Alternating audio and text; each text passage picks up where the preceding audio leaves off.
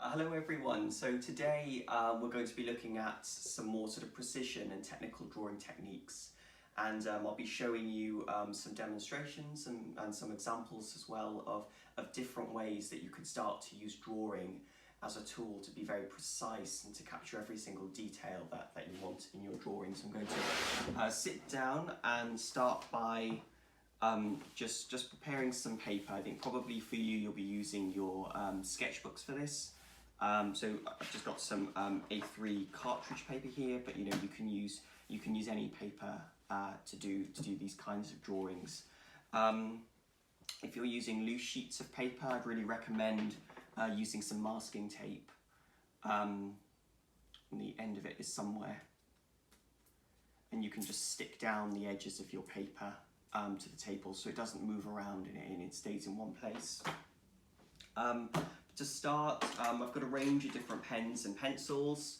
I can put them on here so you can have a look. From your sort of basic biro pens, these you can pretty much find these anywhere.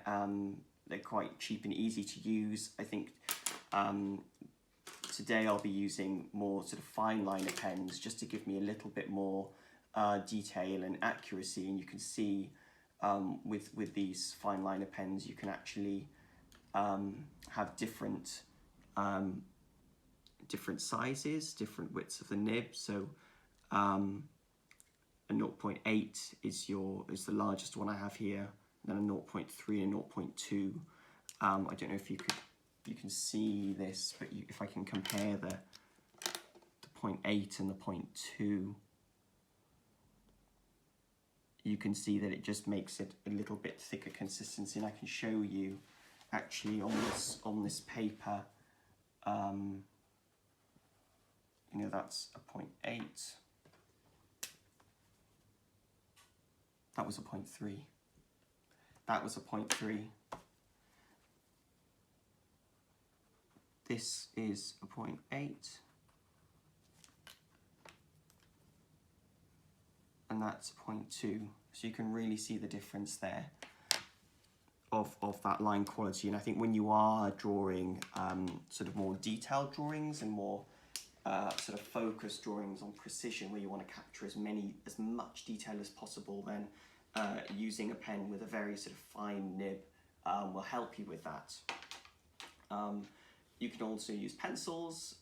If you do, I recommend having a sharpener with you, just to keep that the edge of the pencil really sharp. And again, I'm sure that most of you will sort of know that you can also control the sort of way that the line goes onto the paper there. I also have here a clutch pencil, which I can just press the top, and the graphite comes out at the bottom. These ones you can actually keep sharp too, and I think these ones, this is a little bit lighter, but it just gives sort of a much more an even way of using pencil, whereas with the other pencil you can use sort of lots of different thicknesses and depths. With this one it pretty much stays constant, which actually it can save you a lot of time and energy using that. Okay, so today I'd like to start by just going through some basic line drawing techniques to help you with your first challenges. I'll be using the 0.2 pen for this, but you can use what you feel is right for you. And I think the thing that I'd like to talk about first is the way that you apply the pen to the page. For precision drawing and a lot more technical drawing and technical sketching, I think it's actually quite important to keep a continuous line, to keep the line across the page sort of as one continuous element, rather than, I guess, sometimes when you might be sketching, you might do something like this to build up shape, it's something that we do within the art and design industry to build up shape. We might use lots of lines, but you can see they look quite hairy, and I think this is okay for some types of sketching and drawing, but for this task, we're focusing on a little bit more accuracy. So sort of instead of drawing this curve with sort of multiple lines and showing shade and texture, instead we're just able to show the shape as just one continuous fine line. Now, you know, when I've done this with students in the past, sometimes I see things like this. But again, it really does need to be just one continuous line. And to do that, now this might sound quite bizarre and a bit strange, but if you actually apply a little bit of wobble to your hand when you're drawing, it'll actually give you a little bit more accuracy. So I think if I draw this, so I don't know if you can see my hand sort of slightly shaking and wobbling. If I do that on the paper and not press too hard,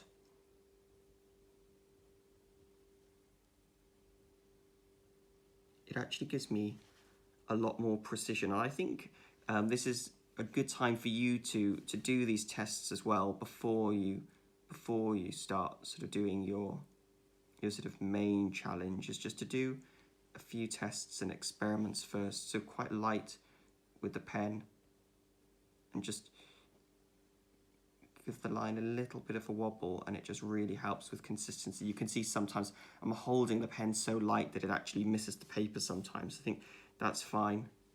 I think see if you can draw a few lines with the same distance between them, and then they all run parallel to each other like train tracks, with the distance between each line stays consistent. I think for technical drawings and sort of more precision sketching in your sketchbook, you know, these are freehand drawings, so we're not using rulers yet, but I think suddenly by doing this I can cross them over as well. It just means that when you're doing more observational drawings or trying to capture things around you in the space and the habitat that you're currently inhabiting, it just means you can allow yourself to actually draw so much more. You know, why don't you try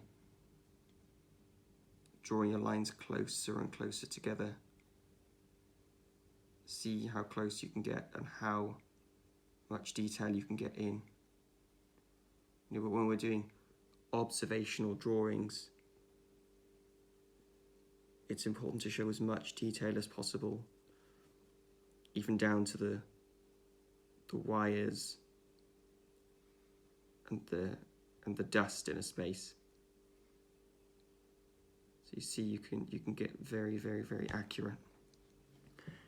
So I definitely recommend having a go at that first and just testing that. And you know, this took me a long time to learn when I started out in art school. These sort of wobbly lines, I remember doing testing and experimenting and trying, and it does get frustrating at times, but you can, I think, if you're persistent and you just remember to give yourself a slight wobble and just stay quite light on the page, then that's really helpful. You might find that even tracing over straight lines could help sort of practice these techniques.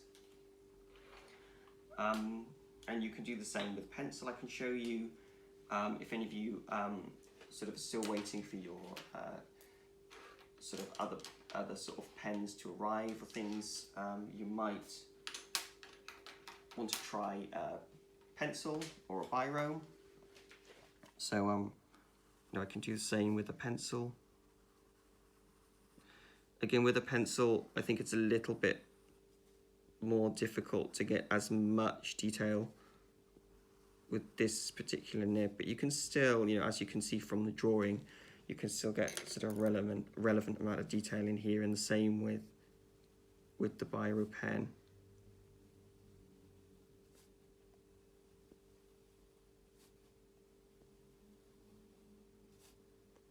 Okay, and these are, you know, straight lines, but without using a ruler. So imagine if you went out and you started drawing a building. If you use this particular technique, it would allow you to show a lot more detail. Show the brick, the window frames. Try doing some curvy ones.